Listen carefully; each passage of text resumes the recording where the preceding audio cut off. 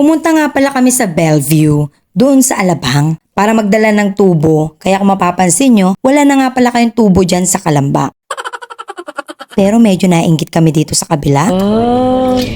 Ay, may pa ganun, may extension. Aba, kita nyo naman itong napakagandang master namin Pinagbuhat laang ng tubo. Pero wala namang magagawa tong inggit namin kaya eto, magsiset up na nga kami. Buti na lang talaga at maaga kami nakarating para malaya kami makatuwad-tuwad habang nagsiset up ng aming mga posters. Dito nga pala namin isasabit yung tarpaulin na pinaprint namin. Mas matibay nga ito kaysa doon sa tarpaulin stand na nabibili. Pero mas gusto ko pa rin talaga yung ginamit ng kabilang school kapag ganitong nandito kami sa mga hotel at hindi kami magmukhang tubero kahit tubo ng kuryente ang dala namin.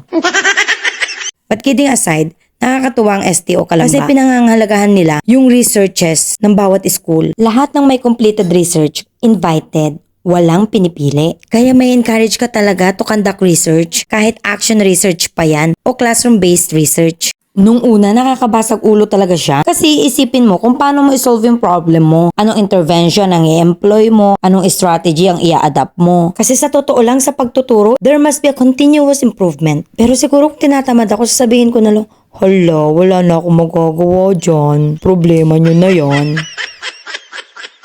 Pero sa totoo lang talaga, ang laking factor na itong ginagawa ng SDO Kalamba para ma-encourage ang mga teachers to solve their problem and uplift quality education. Pero kung ang problema ay may involvement ng financial, tulad na lang ng printer ko na gustong gusto ko nang palitan, ang hirap niyang isolve. Kaya sana naman panoorin mo tong video na to at wag mong i-skip yung ads para naman madagdagan itong huling sahod ko kay Facebook. Pero kung ayaw mong panoorin, share mo na lang. Halang, sasarap ng mga pagkain. Pero syempre kapag mga ganyan, huwag mo ipapalata na matakaw ka. Konti-konti lang ilagay mo. Hala, konti pa raw yun.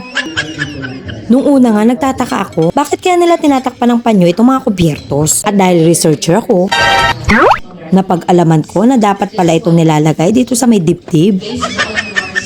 Medyo naparami nga ako ng kain kaya parang kailangan ko mag-CR. Hala, CR yarn? May kama sa loob? O diba, pwede ka na matulog, pwede ka pang mag-charge. Dito na lang kaya ako magstay. Kasi balita ko, 14K daw ang per night nila dito. Aba, dito na lang ako sa CR.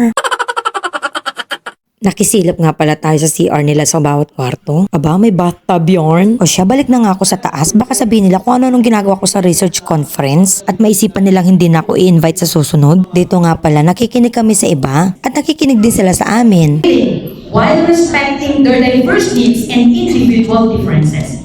Open for questions din pala ito para sa mga experts na mas nakakaalam kung anong dapat namin gawin. May pa-house tour din pala itong aming principal at may free photography pa.